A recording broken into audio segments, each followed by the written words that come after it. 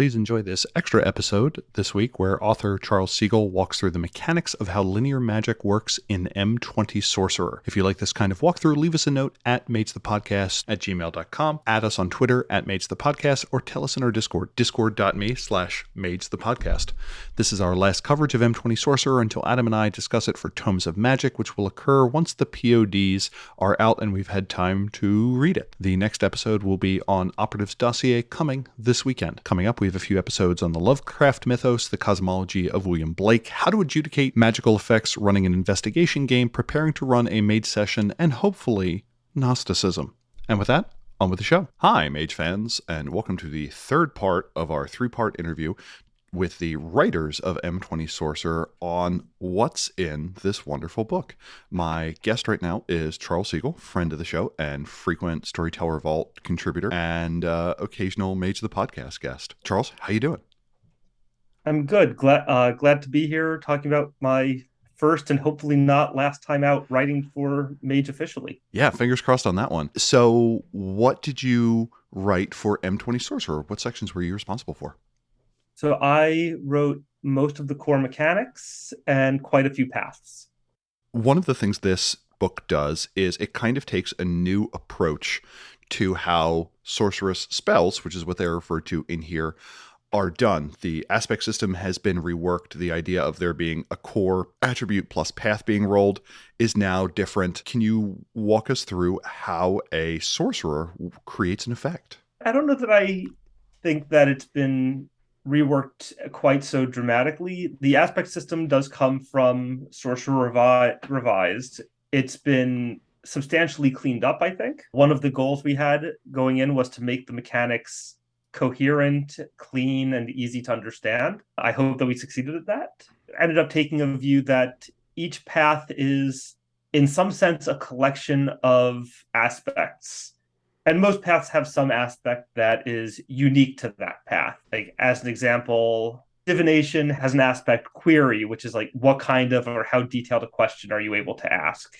No one else has that aspect. But then there's the sort of more common ones, like what area you're affecting, what distance you can do something over, if you can take passengers with you, which can be used by a few things, not just teleportation type things. Basically, anything that we thought of as this could be used by more than one thing, whether or not it is used by more than one thing in this book, because we've included rules for making up your own paths, is treated as sort of a common aspect and listed all in one place and then just referred to avoid repetition. If you look through Sorcerer Revised, you'll see that a bunch of things have similar or identical aspects just repeated in each description, and we just did not have the word count to repeat things that much, so we focused on how can we get the most bang out of the word count that we have.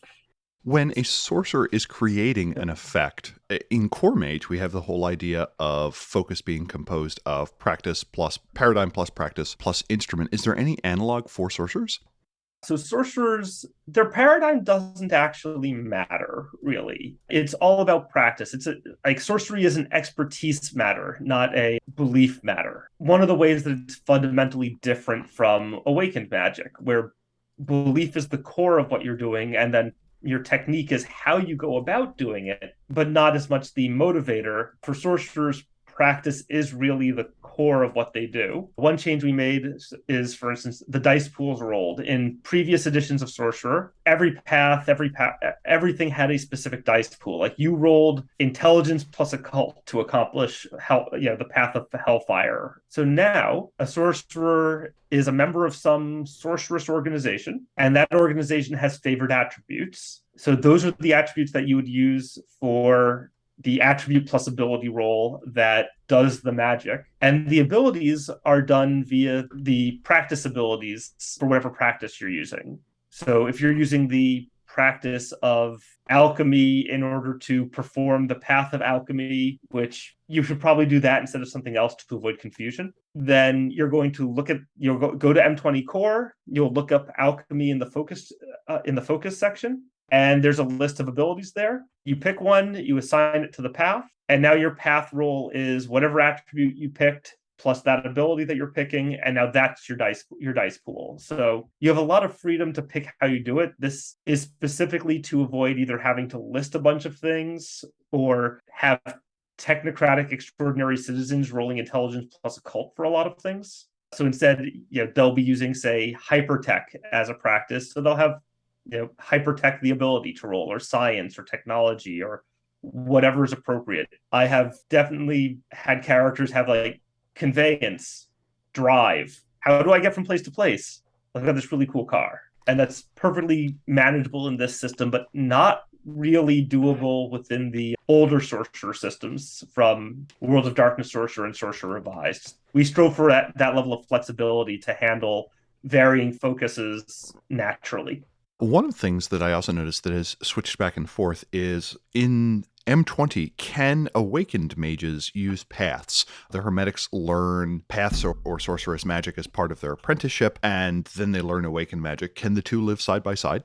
So we took the perspective of no. Reading between the lines in Order of Hermes Revised, you learn path magic at very low level as an apprentice. But one of the tests that I don't remember if it's stated explicitly or just very strongly implied is that a hermetic needs to see the paths as power without real enlightenment or understanding and move beyond them to awaken. And that awakening costs something. It costs those paths. I have at least always interpreted Mage as not allowing the fully awakened to use path magic. There is one sidebar in Sorcerer Revised that suggests that maybe it's possible with ST permission. Well, there's a sidebar in this that says no, it's not a thing that you can do. From the outside, what a mage does and what a sorcerer does would look pretty much identical if they're accomplishing the same thing. And of course, a mage can do many, many things, where a sorcerer can do one. At least a path does a few things. A mage sphere can let them do a million things, only bound by their creativity. But they'll do the same thing. So the question is, if they do this thing, what causes the magic to happen? And if you're awakened, it's your avatar. Your avatar alters reality in order to make your magic work. Whereas if you're a sorcerer, reality permits you to do the magic this way because you have studied, you have this expertise, you put in the time and the effort, and now it's paying off. Another thing that kind of changes in this book is the relationship between sorcerers and witnesses and sorcerers and quintessence. How does witnesses work? In previous editions, we still had unbelief, which to me defeated the purpose seemingly of sorcery in a lot of cases. How does this book handle a sorcerer doing something while being watched? As you said, previous editions had unbelief, which I remember being surprised that there were mentions of, but basically no systems for, except for I think in Sorcerer Revised, there's like an offhand comment that if you do this in front of witnesses, it fails, which that makes it kind of boring in many ways. A sorcerer is then just a person who sits in a room alone and does magic. But we do want it to be much harder to do sorcery in public, where lots of people are watching and can scrutinize it. Things should be much, much more difficult if there's a lot of people. And that prevents the problem of, well, this character has no paradox and can summon a hurricane. They just need to get a bunch of successes. So why don't they just sit down in Times Square, do that, and destroy Manhattan? Well, part of it is that witnesses subtract successes. So we have a table that scales it up. Like one witness makes things a bit harder. There's, you lose one success. A small group is going to get you to 2, and so on and so forth, up to, if there's at least 100 witnesses, then you're losing 5 successes. And it is very difficult to do things when you have -5 successes. As we phrase it as successes removed, you could just as easily say added to threshold, but threshold usually only applies starting at difficulty 9. So we didn't want to have that confusion. And how are difficulties for effects set? It seems like there are 2 parts. You have the path rating, which kind of sets the difficulty, and then you have all those aspects that kind of set the number of successes that are needed. Kind of what is the dice math, as it were, when a character is firing off a spell? The dice math is that you mostly don't just fire off spells. Sorcerers are not fast. If you want to be able to do something in 30 seconds to especially to say affect someone else, you need to awaken to pull that off.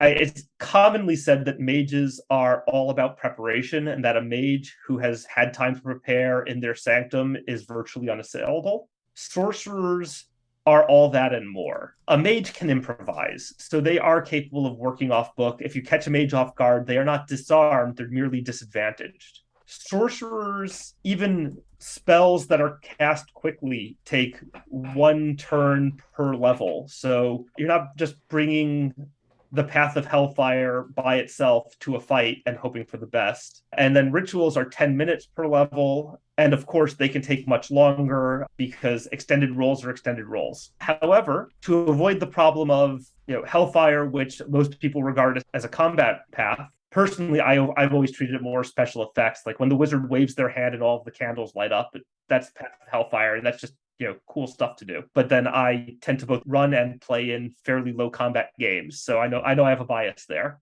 So we included a bunch of ways for you to do your magic in advance and just have it ready to go on a moment's notice. So one of those is the store spell ritual, which every path has at the 5th dot, where you can basically just cast a spell, put it into an object, and it's sitting there ready to be used instantly whenever you want.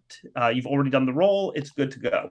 Other things you can do are you can hang spells, which is similar but less potent because it's not a 5th level ritual. Instead, what you basically cast the spell, burn a point of willpower and some quintessence, and it's sitting there ready to be used, but it's taking up brain space. For every 2 spells you have hanging, you take a +1 difficulty in all mental and social rolls, just because you are distracted just keeping that spell in. And then, of course, there's paths like the Path of Alchemy and the Path of Enchantment, which are really strongly preparation-based paths, but you get a nifty item that can go do stuff. Alchemy for more one-shot things, and Enchantment for persistent magical effects. What is the relationship of a sorcerer with Quintessence? Fraught. So there's a bunch of things that they need or would prefer Quintessence for, but they do not have awakened avatars, which makes everything 1,000 times harder for them. So for instance, hanging spells, like I said, cost Quintessence. There's a bunch of other things that cost Quintessence. And there's no just simple, I manipulate Quintessence background in the way that mages get. Instead, they have to start working on the path of quintessence manipulation, or they just need tasks with appropriate resonance. So everywhere that quintessence is mentioned, you can use tasks of the appropriate resonance, and that's going to be what powers a lot of sorcery stuff, because quintessence is a bit more metaphysical, and they just don't have as much access to that branch of the metaphysics of the world of darkness. So if it's okay with you, can we walk through trying to assemble an effect and just talk through what would happen? Okay, pick your effect. So I am looking at the Path of Fortune, allows you to wield luck like a weapon, cutting down their enemies with curses or fortifying their allies with blessings. I would like to curse the entirety of the kickball team that made fun of me in 6th grade. They have reunited for the 6th grade reunion, and there are like 15 of them, and I would like to level a curse upon they and their team so I may emerge triumphant. What else would you need to know from the onset as a storyteller for me to be able to do this effect? Okay, so first I need to know what your attribute and ability for the path are. So you will need to know the practice that I am using for this, right? And which practice ability you're using. Okay. If I remember correctly, that is decided at the time that you learn the path.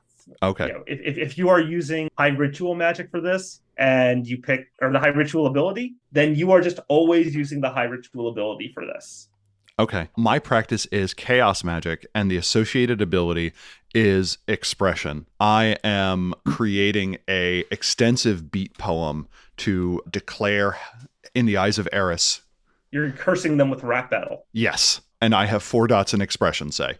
And what is your attribute? That's usually based on your affiliation. I am a remarkably petty member of the cult of Isis, and my associated attribute is a charisma of 3. Hey, charisma plus expression is a perfectly reasonable trait combination. As an ST, I would certainly allow that. So I now have 7 dice. Do I add anything else to that? No. Okay. You have 7 dice. Now we need to figure out how much of the path you need to do what you want to do. Okay. And what will determine that? That's where we get to aspects. Okay. So first off, you said that it's a soccer team. A kickball team. A kickball team. If that matters. Team. Yeah. How many people are on a kickball team? Let's say 12. 12? Okay, so you need 4 dots in order to get that number of targets. Okay, and that is determined by the aspect chart. There's a master aspect chart that says the number of people you're going to affect. Yep. You're higher than 10, but less than 50. So that's 4 dots on the number of targets aspect. So if you don't have Fortune 4, you are going to have to just, pick out a couple members of the team that you just are going to have no beef with. Okay. Or you can cast it more than once. Let's try and get this done in one go. Okay. How long do you want them cursed for? I would like them cursed for a game. So I'm going to say for 2 hours or something close to that. One scene. Okay. Yeah, that makes sense. Okay, so that's the duration of 2. And Fortune has its own, the aspect of severity. Yes. And so how badly do you want to curse them? I would like them to suffer a major setback that is visible to others, but not one that is totally injurious. So I would say level 3, a major setback or bonus. Temporarily give grave illnesses. Maybe their cooler of Gatorade gives them all a very rapidly developing case of amoebic dysentery or something like that. Okay. So that's the 4th level of number of targets, the 2nd level of duration, and the 3rd level of severity. So that's 9 dots in your aspects. And so here's part of how you can see why sorcerers are not casting powerful things, certainly in a quick way. You need 9 successes on 7 dice. Is there a way to turn that into an extended effect? Yes, you can treat this as an extended action as per the usual extended action rules from M20. So yeah, you can work to build up these successes. It's just going to take you time. There is, for effects, there is a minimum casting time, right? Oh yeah, for just an extended roll for a spell, you're not trying to do some kind of ritual, then it is still just 1 turn per level. Okay. Do I get to roll on each of those turns? No, so you need to spend 4 turns to get the initial spell going, and then you can roll again each turn after that you keep working. Okay. So this isn't something that's going to take the character hours, but you can see very quickly that this is not going to work out very well in combat, as at the very least you're going to need 5 turns. You're going to need 5 turns, depending on how well you roll. And you are rolling at a difficulty 8. Okay. And difficulty is just the highest, the path rating plus 4? Yeah, and because there's an aspect at 4, your path is at 4. You need the path at 4 here. Got it.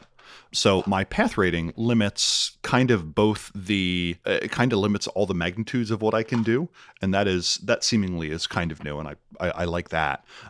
So for this, how do we talk about witnesses? Is this one of those things where it is only a witness if it is something that is vulgar? Is there a notion of coincidentality? Coincidence? Yes.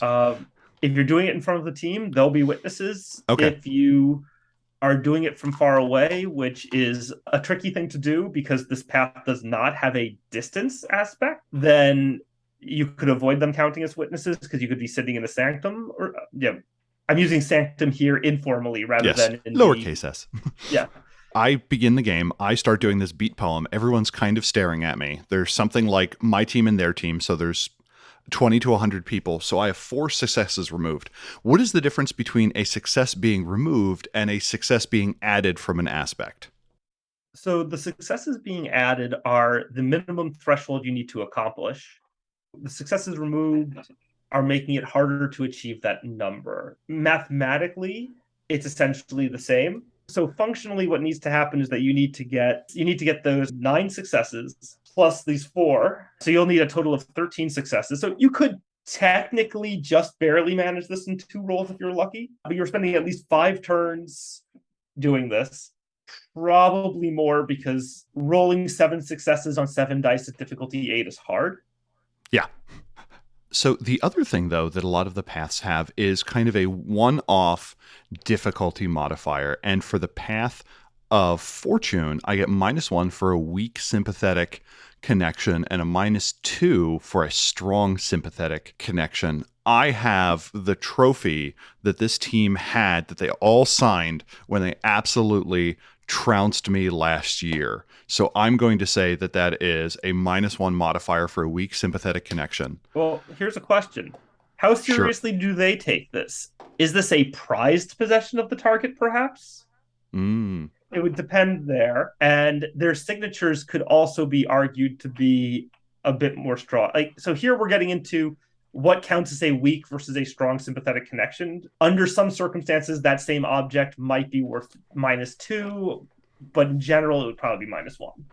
Okay. It, I'm going to say that it is strong. These are people that peaked in high school, that then went on to do CrossFit. They drink out of this in celebration beforehand, so it contains their bodily fluids. So I'm going to say that this is -2. okay, so then you're at difficulty 6. I am preparing my beat poem. I am rhyming their names with unflattering adjectives to describe them. And after 4 turns of this, I get to make my first roll against Oh, difficulty 6. hold Go on. on. You have to spend a willpower to start. Okay, so I have spent my point of willpower. This sweat beads are upon my forehead, and I got 2 successes, which is well short of what I need. How long can I go with this extended ritual? We didn't put in any hard limit. This isn't really an extended ritual. It is an extended action, but you can Action, go. yes. But ritual's a bit different. But yeah, you can basically go until you are stopped, or until the ST decides it's time to ask you for a stamina roll. So my first roll had 2 successes. My second roll had 3 successes. My third roll had 4 successes. So the fourth is going. I'm still whipping up this beat poem, and I got an additional 5 successes on that roll. So that brings me to my 14. And this effect fires off. It is now, I guess, up to the storyteller to determine what the effects of this are. But I've successfully casted my Dweomer or my effect. How does failure work if I had botched any of those rolls or just stopped before I could finish? So if you just fail, it's pretty much nothing happens. Like if a member of the other team came over and shoved you into the dirt for being a jerk, because you were doing that for a while. You just fail. It's done. You burned a willpower for nothing. Failure is pretty low consequence for sorcerers in general. Botching, well, each path has a price of failure description under it. And let's see what Fortune says about that. So if you botch, something still happens. Like you may get a curse that looks to you like it's successful and has harmed them in some way, but everything ends up working out for the best against you. So maybe they do get amoebic dysentery, but that makes them so eager to get off the field that they play way harder and just beat you, and just you lose by so much more than you did the last time. Yes. The other way it can go badly, if you botch for Fortune, is that it can rebound upon you. Oh dear, that would be bad. Yeah, don't botch. Yeah. And that botch is, again, one of those things that is determined as part of every roll. So the more successes you're shooting for, the vastly higher your odds are of botching as you go along. Yeah, so you extend those rolls until you get enough successes at your own risk, and you can kind of see why it would be valuable for a sorcerer to sit at home where no one's watching, prep things, have them hanging in the back of their head, and then go in. So without that, you would have only needed 9 successes. It was 9 successes. Mm-hmm. Okay, so one of the advantages of prepping ahead is it removes the witnesses requirement then? Yeah, you're casting without witnesses. You can then go release the spell. Bad things happen to your enemies. The one thing I would warn is that the ST should try to make clear to you that your character is going to think that they have succeeded unless the ST tells you that they have screwed up in a way that they can recognize. So one thing I would do as an ST is if your character has botched, point out to you that your character doesn't realize they've botched. They have the spell ready and it's broken. Failure they can figure out because it's not sitting there in their head taking up space. The World of Darkness, is a setting that has botches. You can screw up really badly, and it kind of removes that risk if you can do the work in advance, realize that you've screwed up really badly, and then just not do it. And that does require that segregation between player and character knowledge, but I know a lot of people get very paranoid about that, but my experience is that most people try, especially if you just give a gentle reminder of, so you don't know you botched, but there's a bad spell sitting in there and your plan is going to end badly. So the other key thing that a sorcerer can generally do besides spells are rituals. How would things have changed if my character attempted to enact this as a ritual? So first off, they would need to know an appropriate ritual. Creating rituals is hard. It is going to be easier to do it off the cuff like this than to create a whole ritual. But if you have learned a ritual that is relevant to this, that's going to make things easier. So generally, rituals are capable of doing things one level higher. How do I get a ritual in the first place? Is that something I spend XP on, or? You spend XP on it. Developing a ritual from scratch takes a lot of work, a lot of successes. It's the sort of thing that sorcerers spend months, if not years, working on. Learning a ritual is much, much easier. You would just need to have found someone who developed such a ritual, wrote it down in a book or something like that. And one thing I tried to do was put in a lot of rituals for as many paths as I could, because previous sorcerer books have been a little bit light on rituals, especially considering that you get a bunch of dots worth of them right from the start when you build the character. And I know that generating new content is often something that especially new players and STs are going to struggle with. So having a bunch of rituals already pre-written is very useful here. But yeah, you've got your ritual, then first things first, it takes 10 minutes per level. On the other hand, this is now going to be a level 3 ritual. So you're sitting there for 30 minutes doing this. Now doing it in front of them for 30 minutes, I would not recommend that. Yes, I would probably have received a firestorm of wedgies by that time if I were doing a beat poem assailing their dignity and talking about the promiscuity of their spouses and so on. Yeah, so this particular example I think would not work very well as a ritual. Rituals are going to be even slower and more deliberative. They're going to be bigger effects. Like the rituals that I made it in for Fortune are, there's the 1 point death curse type ritual, which I believe that one has appeared in previous versions. You get some extra oomph about it because you are dying. At level 2, which would normally only cause, lasting but non-permanent inconvenience, injury, or small benefit, you can push all the way to, major setbacks, and it's modeled on the rhyme, if you step on a crack, you break your mother's back. It's just, there's a way for the victim to get around it by performing a certain behavior carefully. Really useful if you want to, make someone have OCD for the rest of their life, which is not a thing that the path does. That might be what your actual goal is, to just make them paranoid. Finding a person who is a potential target for the true love merit. Like, these are big effects, but they're not things that need to be done quickly in front of people. So in addition to letting them act as if they had one level higher in their path, so if I only have 3 dots in it, a 3-dot ritual will let me reach an aspect at level 4. What else does ritualization give me? So using a ritual gives you your path ability in additional successes to buy aspects. So, and that is not the level of the path you are using for the ritual. That is your level of the path. So say you have Fortune 4 and you're doing this as a rank 3 ritual. So it requires, the number of successes, but you have 4 automatic successes towards aspects already to start from. So that really makes it a lot easier to do it, especially if you're trying to do it in one roll, which you've already spent 30 minutes on this. There's only so long you can talk smack about people in rhyme. Eventually you run out of words that rhyme with jerk.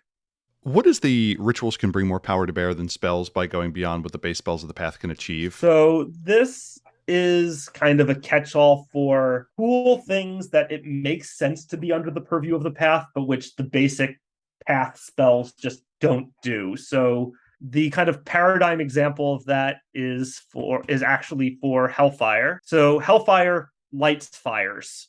Throw in some other things that will make it do other kinds of sort of damage, damagey things. But the point of it is that it causes fire, it causes damage to people. And it's very one shot. It's like you fire it off and it's done. And then there's the ritual, which is not original to this book. I believe it was in Sorcerer Revised, Hellblade, where you get a flaming sword. Thematically, it causes damage through fire. It fits the path of Hellfire, but there's no way to accomplish it with the path as written. So that makes it a reasonable candidate to be made into a ritual. So it's going to take a lot longer, but you can go beyond just what the path's default settings will let you do. And finally, one of the interesting things about rituals in here is the idea of greater rituals. What is a greater ritual? So greater rituals are new to M20 Sorcerer. So in previous versions, there was absolutely no way that you could combine paths to accomplish things that couldn't be done otherwise. If you are trying to get a sense of what happened somewhere, you have to go to that place and use the path of divination. You can't look at a distant place and also scry backwards in time. Just not a possible thing for sorcerers to do. So with greater rituals, that line is removed, but it's very difficult to accomplish this. So first off, you can't do it. You need friends. So one side effect of this is that it creates a mechanical encouragement for the creation of not only sorceress societies and fellowships, but also small groups of player character sorcerers. And it also gives an in-character reason for each member of the group to have different paths.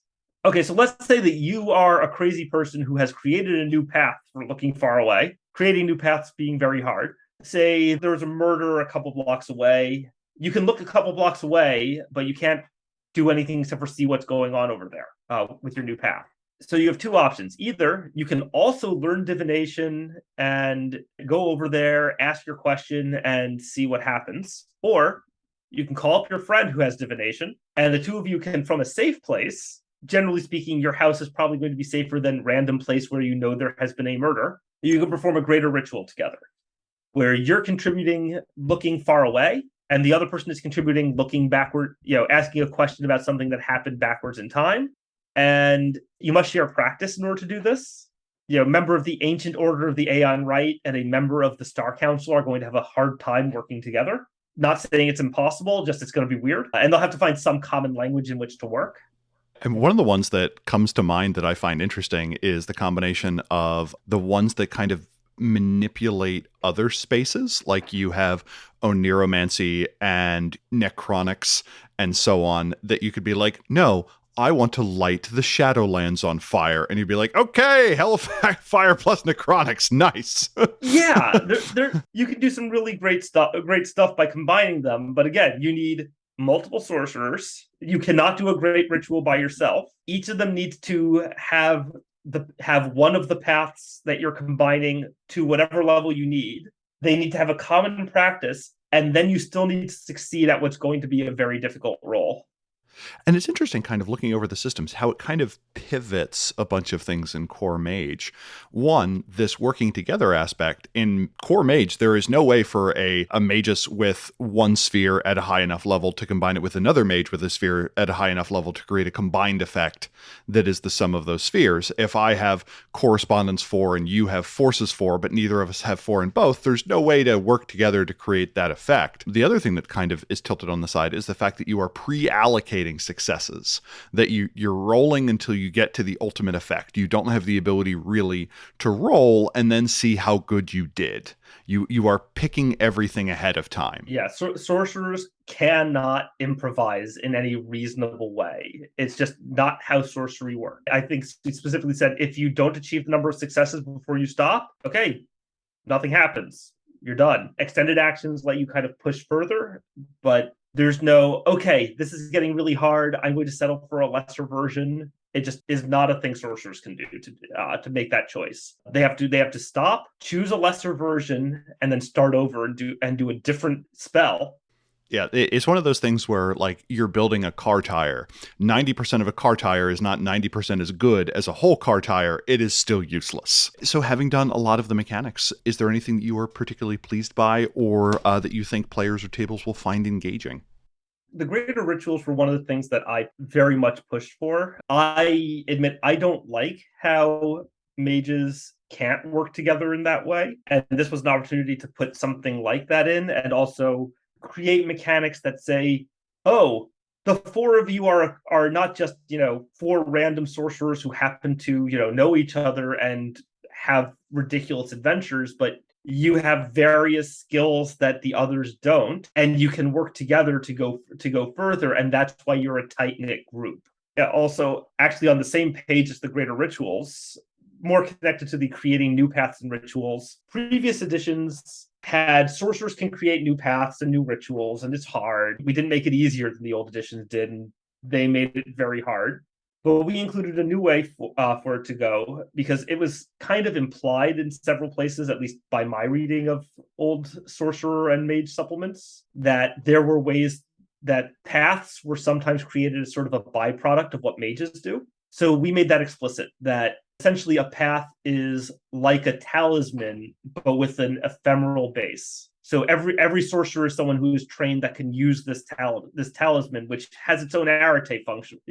It's doing the magic. So a mage can just create a new path They sit down with their prime 5 and whatever spheres they want, burn dozens of quintessence, and get similarly absurd numbers of successes, then your mage friend who is a master of prime can just make you a new path for you to start learning. And in fact, this, to me at least, is kind of one of the core aspects of how technocrats win. The enlightened scientists are running around making adjustments and developing procedures. Eventually, those procedures are turned into paths as an active decision and part of the various 5-year plans and part of winning the Ascension War. And then those paths are then put in the hands of extraordinary citizens who then go out into the world and, suffering those witness penalties, are still using them in front of people in appropriate settings. And eventually that shifts the reality zone so that it becomes just an accepted mundane thing that people can do. And suddenly the path of 5G comes into existence. Yeah, just the fact that there's a path from the things that mages do to actually changing an aspect of the consensus was important to me. So those are my questions on the mechanics of how effects actually work. And obviously, if listeners are interested in getting the straight dope on everything, including how counter magic among hedge mages works and so on, please grab M20 Sorcerer. Link will be in the show notes. Charles, your output is frequently prodigious. It was nice seeing you add something to the canon. Are there any Storyteller Vault projects that you have out recently that you'd like to tell listeners about? The most recent one was a set of corporations for the traditions for use with Rich Bastard's Guide to Magic. Just because you're not the technocracy doesn't mean there aren't big corporations that can justify huge amounts of wealth and resources being thrown in your direction. I've got a few more in the pipeline, but they are not quite ready. I'm on Patreon, and my patrons have seen several drafts and seem to like what they're seeing. They haven't stopped being my patrons, so that's usually a good sign. Yeah, that's usually a good sign, yeah. Okay, and I will include a link to those in the show notes. Charlie, thank you so much for your work on M20 Sorcerer, and thank you for explaining it to us. Thank you for having me on. Normally, I don't list the executive producers for our bonus episodes, but not doing it this time felt weird, so I figure I'd do it anyway. So I'd like to thank Oracle Buck Gregory, Oracle Christopher Phillips, Oracle Josh Hillerup, Oracle Jay Widener, Oracle McHale, and Oracle the crew of Erebus for supporting us. Additionally, I would like to thank Alex, Alexia, Anders S., Andrew Edelstein, Anon Badurfi, Berto, Blaze Hibbert, Boo, Boogers to the Sixth, Brad of the Blue, Bryce Perry, Chris B., Daniel Cuppin, Daniel Scribner, Dan Svensson, David Roy, Dennis Osborne, Derek Semsek, Fraggle Gargle Noir, George Laura, Guy Conan Stewart, Ia Bull, Jason Kennedy, Jason Vines, Jason W. Briggs, Jeff Bryn, Jenna F., John Magnuson, Jolynn Andes, Joshua Heath, Kathleen Halperin, Chris Kinner, Leslie Weatherstone, Matthew Proyle, Michael Creedle, Michael Parker, Morgan Aron, Nathan Weaver, Nebero, Neil Patterson, Nikita Klaimanov, Oliver Schindler, Patrick McNamara, Patrick Mulder, Puka G, Rachel Grace, Ralph Scheinhammer, Ricardo, Richard Bat Brewster, Robart the Robot, Rob H., Ryan Kendi, Samuel Tobin, Stephen Carton, Thrice Great, William Connolly, William Martin, and Zach Rules. I'll do a shout out with our next regular episode, but in the meantime, thanks everyone for your support. Bye.